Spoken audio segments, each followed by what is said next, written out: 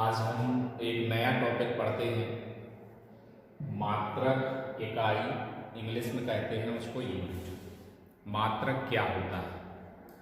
तो मात्रक को समझने से पहले, जैसे हम अपने दैनिक जीवन से लेते हैं, आपका ही जब जन्म हुआ तो उस समय आप एक निश्चित व्यक्ति हो गए, मतलब एक परिमाण निश्चित मान लिया गया। और आपका फिर कुछ समय बाद, जन्म होने के बाद, आपका कुछ नाम रख दिया जाता है और आपके नाम को ही हम उसी तरह मात्रक में आपको उसके उस नाम से ही बुलाया जाता है। उसी प्रकार हमारा यहाँ मात्रक की डेफिनेशन है। किसी भौतिक राशि का मात्रक आप देना चाहते हैं तो आप उस भौतिक राशि का एक निश्चित परिमाण लेंगे, मतलब एक निश्चित मान लेंगे। जैसे आपने 2 ले लिया, निश्चित मान ले लिया, और फिर इसका कुछ नाम रखा। इसको आपने निश्चित परिमाण को मानक माना और इस मानक का कुछ आपने क्या रख दिया, नाम रख दिया। तो इसी मानक को ही हम उस भौतिक राशि का क्या कहते हैं, मात्रक या यूनिट कहते हैं। देखिए डेफिनेशन, व्हाट इज यूनिट। तो किसी भौतिक राशि को मापने के लिए उस राशि के एक निश्चित परिमाण को मानक मान लेते हैं तथा इस मानक को कोई नाम दे दिया जाता है। इसी मानक को ही उस भौतिक राशि का मात्रक कहते हैं। आप डेफिनेशन का स्क्रीनशॉट ले लीजिए।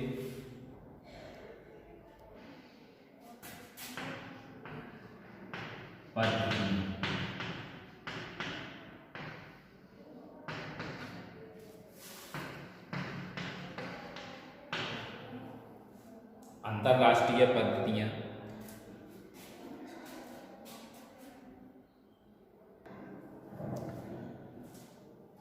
मात्रकों की अंतरराष्ट्रीय पद्धतियां। तो 4 पद्धतियां बताएंगे, CGS, FPS, MTS और SI। सबसे पहले आज हम देखते हैं CGS पद्धति। CGS पद्धति को और 2 नामों से जाना जाता है, फ्रेंच पद्धति, मीट्रिक पद्धति। इसका फुल फॉर्म क्या हुआ, सेंटीमीटर ग्राम सेकंड पद्धति। अब सेंटीमीटर, तो सेंटीमीटर को किस में मापा जाएगा, लंबाई को सेमी में, द्रव्यमान को ग्राम में और समय को सेकंड में। इसके बाद आते हैं FPS पद्धति। FPS पद्धति को एक और अन्य नाम से जाना जाता है, ब्रिटिश पद्धति। ब्रिटिश पद्धति, इसका full form foot, pound, second. लंबाई का मापन किया जाता है फुट में, द्रव्यमान का मापन किया जाता है पाउंड में और समय का मापन किया जाता है सेकंड में। इसके बाद आते हैं MKS पद्धति में। MKS पद्धति full form metre, kilogram, second. लंबाई का मापन किया जाता है मीटर में, द्रव्यमान का मापन किया जाता है किलोग्राम में और समय का मापन किया जाता है सेकंड में। लास्ट पद्धति बचती है जो SI पद्धति कहलाती है, जिसे हम अंतरराष्ट्रीय पद्धति भी कहते हैं। यह MKS पद्धति का एक परिवर्तित या प्रवर्धित रूप है, जिसे पेरिस में आयोजित अंतरराष्ट्रीय मापतौल महाअधिवेशन में 1960 ईस्वी में पारित किया गया या आपके सामने रखा गया। वर्तमान में सर्वाधिक प्रयुक्त पद्धति MKS का परिवर्तित रूप SI पद्धति है। इसमें 7 मात्रकों का उपयोग किया गया है जिसे हम मूल मात्रक भी कहते हैं। इसमें लंबाई मीटर में, द्रव्यमान किलोग्राम में, समय को सेकंड में, विद्युत धारा को एम्पियर में, ज्योति तीव्रता को कैंडेला में, पदार्थ की मात्रा मोल, और एक लास्ट बचता है आपका ताप। ताप का यूनिट हुआ केल्विन। इस तरह हमारी ये 4 पद्धतियां हो जाती हैं। और आपको इसमें ध्यान रखना है कि जो अंतरराष्ट्रीय पद्धति है इसका नाम रखा गया इंटरनेशनल सिस्टम ऑफ यूनिट्स, और इसे SI पद्धति कहते हैं। और इसका जब आप अंतरराष्ट्रीय मापतौल समिति को देखेंगे तो international bureau of weight and measures कहते हैं। ये इसकी 4 पद्धतियां हैं मात्रकों की जो आपके सामने लिखी हुई हैं।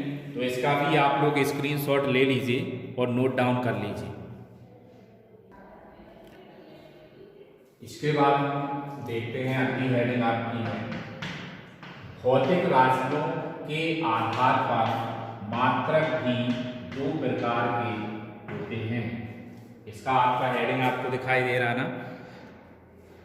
इसमें आप देखिए आगे कितने टाइप के 2, मूल मात्रक और व्युत्पन्न मात्रक। मूल मात्रक फंडामेंटल यूनिट्स, वे मात्रक जो मूल राशियों को व्यक्त करते हैं।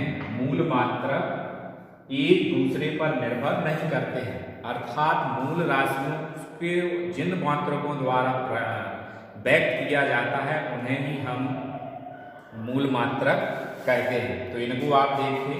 सबसे पहला आपका क्या आ जाएगा, द्रव्यमान। द्रव्यमान को किसमें व्यक्त करेंगे, किलोग्राम। दूसरा आ जाता है लंबाई। लंबाई में आपका सब आ जाएगा। लंबाई में दूरी, आपका लंबाई, चौड़ाई, ऊंचाई, दूरी और विस्थापन, ये सब व्यक्त आ जाएंगे लंबाई में, जिसको किस लिखेंगे, मीटर से। नंबर 3 आ जाएगा समय। समय को किसमें व्यक्त करेंगे, सेकंड में। नंबर 4 आ जाएगा आपका विद्युत धारा। विद्युत धारा का क्या आ जाएगा, एम्पियर। और इसके बाद फिफ्थ आ जाएगा आपका ताप। ताप का क्या होगा, केल्विन। इसके बाद आ जाएगा पॉइंट नंबर 6, ताप के बाद आ जाएगा पदार्थ की मात्रा। पदार्थ की मात्रा, तो पदार्थ की मात्रा को प्रदर्शित किया जाता है मोल में, मोल। तो लास्ट बचेगा आपका 7 नंबर, क्या आ जाता है, ज्योति तीव्रता। ज्योति तीव्रता का क्या हो जाएगा, कैंडेला। और एक कैंडेला, ये आपके कितने हो गए, 7। 2 होते हैं पूरक मात्रक। पूरक मात्रक, पूरक मात्रक में आपका क्या आ जाता है, एक आ जाता है समतलीय कोण। समतलीय कोण, तो दूसरा आ जाता है धन कोण। तो समतलीय कोण को हम प्रदर्शित कर, समतलीय कोण को व्यक्त करते हैं हम रेडियन में, और धन कोण को व्यक्त करते हैं हम रेडियन। तो इसका आप स्क्रीनशॉट ले लीजिए और इसको भी आप लोग लिख लीजिए।